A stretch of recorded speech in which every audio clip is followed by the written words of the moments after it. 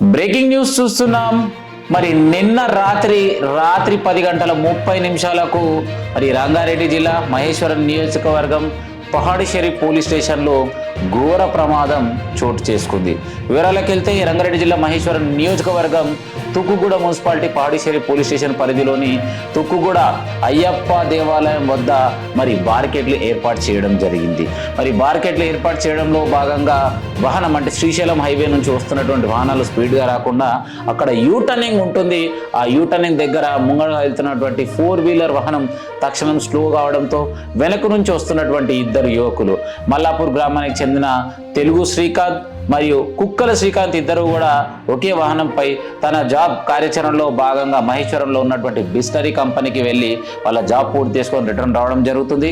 మరి ఒకరు హెల్మెట్ ధరించి ఇంకో పర్సన్ బ్యాగ్ కూర్చోవడం జరుగుతుంది. సడన్లీ ఆ వాహనం మరి స్టాప్ చేయడంతో మరి బ్రేక్ కంట్రోల్ చేయడం, వర్షం పడి రోడ్డు పైన కూడా నీళ్ళు ఎక్కువ ఉండడంతో మరి సడన్లీ ఆ వెహికల్ స్లో కావడంతో వీళ్ళు కంట్రోల్ చేసుకోలేని పొజిషన్లో నుంచి మరి అక్కడ యాక్సిడెంట్ కావడం జరిగింది. మరి తక్షణమే అక్కడ ఉన్నటువంటి అంటే కొందరు తెలిసినటువంటి వ్యక్తులు కావచ్చు, అన్యోన్ వ్యక్తులు కావచ్చు, మరి అక్కడ ఉన్నటువంటి తుగ్గుగూడలో ఉన్నటువంటి విశిష్ట హాస్పిటల్కి తక్షణమే తరలించడం జరిగింది. మరి అక్కడికి వెళ్ళిన తర్వాత హాస్పిటల్ వాళ్ళు జాయిన్ చేసుకొని మరి చెకింగ్ అవన్నీ చేసి ఫస్ట్ ఎయిడ్ చేసి ప్రాబ్లం ఏం లేదు, మంచిగా ఉన్నాడని చెప్పేసి ఆ కుటుంబ సభ్యులతో మాట్లాడించడం జరిగింది. మరి ఉదయం 2 గంటల నుంచి 3 గంటల సమయంలో ఎమర్జెన్సీ కాల్ చేసి కొంచెం సీరియస్గా ఉంది, ఇక్కడ నుంచి హైదరాబాద్లో ఉన్నటువంటి ఓవైసీ హాస్పిటల్కి తీసుకెళ్ళండి అంటే మరి ఎలాంటి ఫీజు కూడా తీసుకోకుండా ఒక్కసారి చెక్ చేసుకోండి.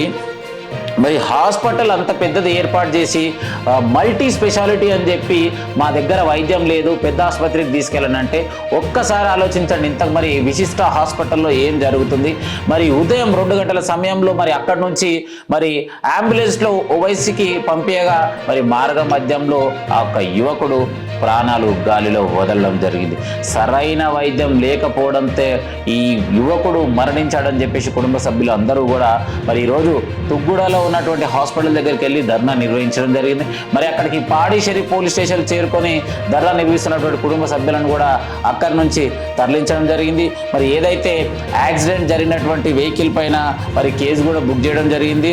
So crime number 560/2025 US 106 BNS 125A BNS 304 337 IPC ప్రకారం మేము చేసేటువంటి మరి ఏదైతే అన్యాయం జరిగిందో వారిపైన కేసు బుక్ చేశామని చెప్పేసి పాడి సిఐ గారు తెలపడం జరిగింది. మరి ఏది ఏమైనా కూడా ఆ కుటుంబ సభ్యులకు జరిగినటువంటి అన్యాయాన్ని తక్షణమే చర్య తీసుకొని పహాడి షరీఫ్ వాళ్ళు చర్య తీసుకొని హాస్పిటల్లో ఇంతకు వైద్యం ఉన్నదా లేదా, మరి సామాన్య మరి ఈ ప్రజల ప్రాణాలతోటి చెలగాటం ఆడుతున్న తక్షణమే చర్య తీసుకొని హాస్పిటల్ పైన కూడా చర్య తీసుకోవాలి. మరి జరిగినటువంటి అన్యాయానికి ఈ కుటుంబానికి ప్రభుత్వం కూడా ఆర్థిక సహాయం అందించాలని చెప్పేసి ఈ వీడియో ద్వారా మీ అందరికీ తెలియజేస్తున్నాను. మరి ఏది ఏమైనా కూడా యువకులందరూ మరి తెలుసుకోవాల్సింది ఏంటంటే మీ స్పీడ్ని తగ్గించి ఏదన్నా కూడా జాగ్రత్త వహిస్తూ మరి ముందుకు వెళ్ళాలి. మరి తక్షణమే పాడి షరీఫ్ పోలీసులు మరి చర్య తీసుకొని ఈ యొక్క యువకుడి యొక్క బాడీని ఉస్మానియాలో మరి మార్చుర్లే ఉంది, ఇప్పటివరకు పోస్ట్ మార్టం చేయకుండా మరి ఆ కుటుంబ సభ్యులకు అందజేయకపోవడం బాధాకరం. మరి తక్షణమే చర్య తీసుకొని ఈ యొక్క కుటుంబానికి న్యాయం చేస్తారని చెప్పేసి ఈ వీడియో ద్వారా తెలియజేయడం జరుగుతుంది.